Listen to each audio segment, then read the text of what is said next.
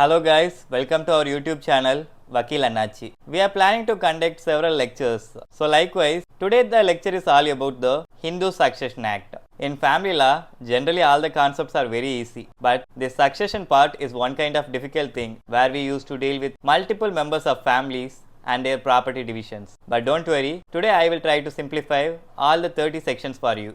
And yes, let's get started now. This Hindu Succession Act was enacted and introduced in the year 1956. Now you will be having a doubt, what is this new term called as succession? For this, if I give you an example, you can understand easily. Consider a person Ravi. He is having 5 acres of land. Once after the death of Ravi, his property will be divided. So this distribution of property is called as succession. So this succession, which happens either by testamentary or intestate. Testamentary succession is nothing but if this Ravi, if he has written a will and then after he died, then according to the will, the property will be distributed. This process is called as testamentary succession. Suppose if Ravi has not written any will and he died, then his property will be distributed according to the heirs which are mentioned under the Hindu Succession Act. If it is a testamentary succession, it will be easy for us to distribute the property. But in this intestate, we have to find the heirs who are entitled to inherit that property under the Hindu Succession Act.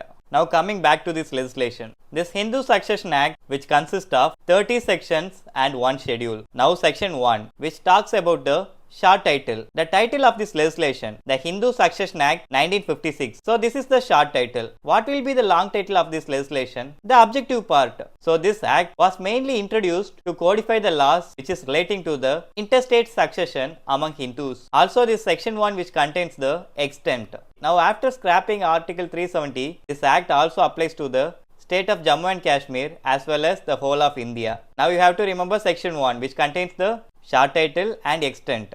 Section 2, application of this legislation. This act particularly applies only to Hindus. Who are Hindus then? Hindus are persons who is Hindu by religion or a person worshipping Veerashaiva, Lingayat, or a follower of Brahma Samaj, Arya Samaj and Prarthana Samaj. If you look into these new names, Lingayat and Veerashaiva, these two are actually different communities. But one similarity in this community is these two communities they worship Lord Shiva. These Veerashaivas, they are primarily found in Karnataka. In this Veerashaiva community, they will be looking into the caste discrimination and they will be particularly following only the rituals which are mentioned in the Vedas. But this other community, that is the Lingayat community, they are also worshippers of Lord Shiva, but they worship Shiva as a Ishtalinga, a form of Lingam idol. This Lingayat community won't follow Vedas and they were against the caste discrimination. Because of this one similarity, as these two communities they were worshippers of Shiva,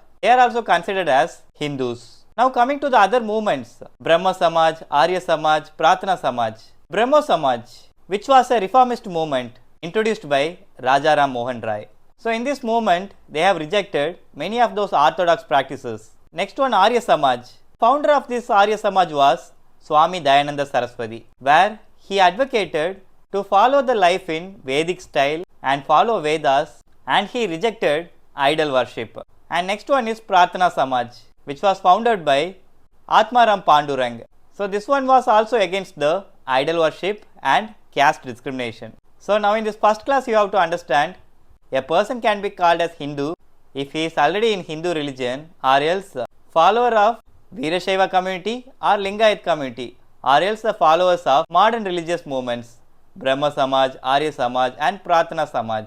And now class B. This act also applies to a person who is professing Buddhism, Jainism or Sikhism. Now class C. This act does not apply to Muslims, Christians, Parsis and Jews by religion, or if suppose any other religion is there, where in that religion no Hindu rituals or no Hindu custom is followed, then for that religion also this Hindu Succession Act does not apply and they are also not called as Hindus.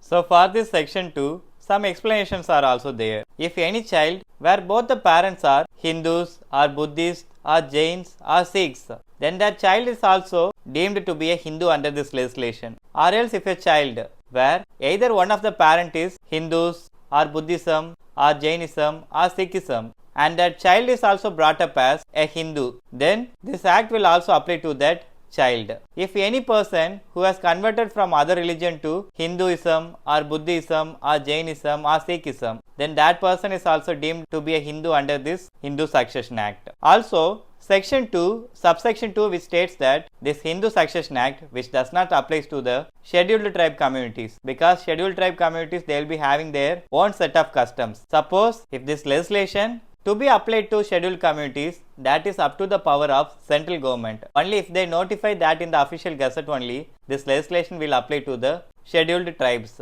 Other than that, this legislation does not apply to scheduled tribe communities. Now section 2, subsection 3. As I already mentioned, Buddhism, Jainism, Sikhism, these persons are deemed to be Hindus. Actually, this religion and Hindu religion are different, but for the sake of this legislation only, these religions are deemed to be Hindus under this Hindu Succession Act. Only under this legislation only, they are deemed to be Hindus, but actually they are not Hindus. Those Buddhism, Jainism and Sikhism are different religion.